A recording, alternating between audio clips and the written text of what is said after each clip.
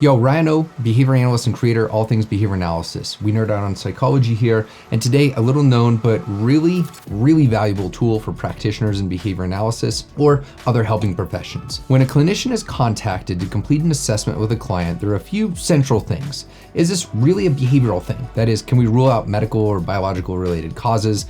How can the practitioner understand the world of the person seeking help through empirical information, a measurement of the behavior in context? And how can the practitioner take into account and involve the client's personal perspective, goals, and ambitions? And there's a lot more to it than these 3 points, which is why you need a qualified professional. This is information on a tool I found useful though, and I want to make others aware of. So in 1974, almost 50 years ago, Israel Golddiamond created the Constructional Questionnaire. To show the value of this, I need to first explain our assumption of how behavior is influenced. Nonlinear behavior analysis can be shown in a way through Golddiamond and Thompson's Conceptual Model, which I'm actually got right here. We have a number of different variables here that I want to explore real quick in Golddiamond and Thompson's model. So first of all, behavior. The response, the individual response is anything that we do as a living, breathing organism, as a species ourselves, but also any living organism can be accounted for through this sort of model. Now we have discriminative stimuli, things that evoke certain types of behaviors or bring about or don't bring about certain behaviors based on our learning history. We have abstractional and instructional control. Think about this as rules that we learn through repeated experience of different contingencies of learning, or that we are told as a result of people around us, social circumstances. And then we have the outcomes that happen as a result of this. Consequences, which is not meant to be in any sort of like negative connotation. This is simply the different things that can happen to us, stimuli presented, removed, and the outcome of our then future behavior.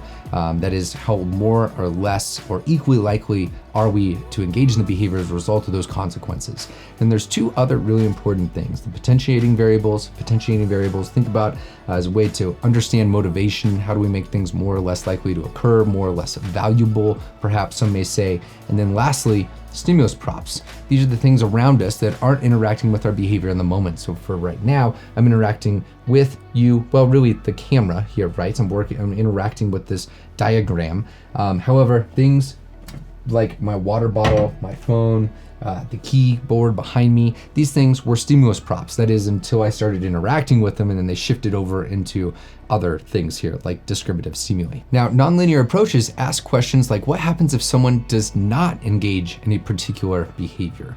Or what are the various conditions under which this occurs, doesn't occur, and what are all the other stimuli in each of those environments that are influencing the response occurring or not occurring?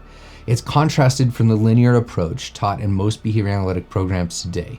These are typically antecedent, behavior, consequence. You figure out the variables, boom, this is how behavior happens. You can see the lack of stimulus props, looking at potentiating variables, understanding how to break down rule-governed behavior through abstractional and instructional control, leaves those very linear, very lacking of the complexity of our experience in our day-to-day moment. And this nonlinear approach is far superior, and it's rooted in the reality of our world. Everything we experience is nonlinear, and not only has Golddiamond and his students worked to show empirically that this is true, but it's an approach taken in other sciences as well. Now, we also have to mention function. It is the effect a particular response has on the environment.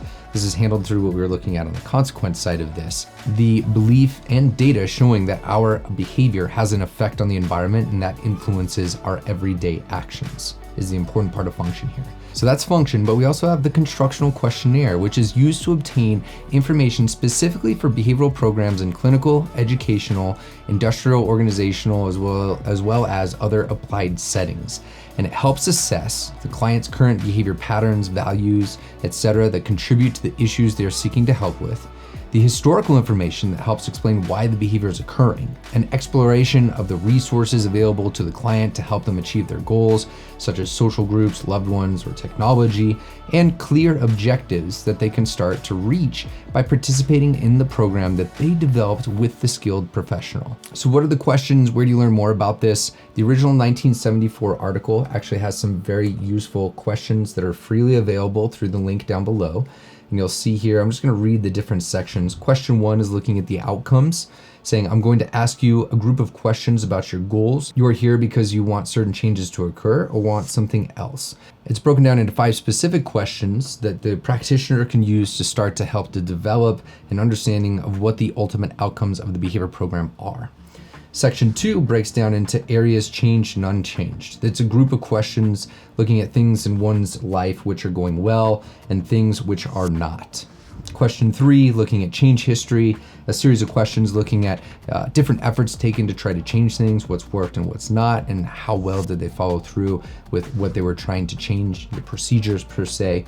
Question 4 is looking at assets, which is a series of different questions concerned at the strengths and skills that you have that can be used to build upon. This is the constructional part of this. We're building upon someone's skill sets and their assets. Again, broken down into 6 other sub-questions that you would dive into. And then question 5, consequences, looking at some different effects that are produced, the effects that they'd like to produce in their life, bringing in that function that I talked about.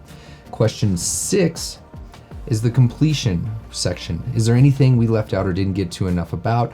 Was there something we overlooked or made too much of? Is there any impressions that you would like to correct? This is just the 6 sections of the Constructional Questionnaire as it was originally formed in the 1974 article.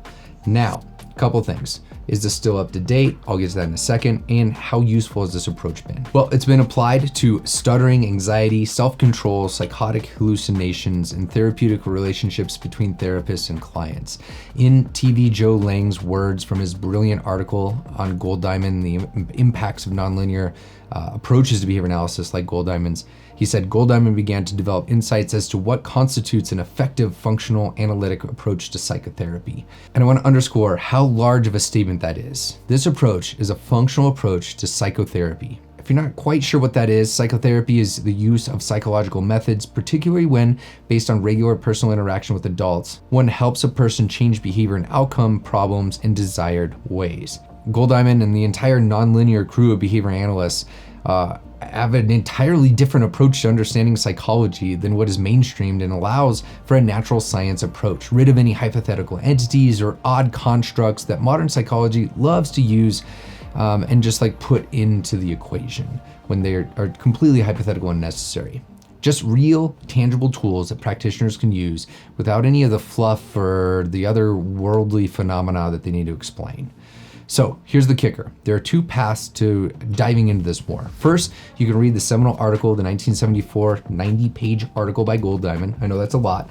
I would pair that with Lang's summary of Gold Diamond, also linked below. But also there is a brand new book, not too long actually, that just came out for the eager practitioner that I've linked down below. I've had the opportunity to look at pre-publication pieces.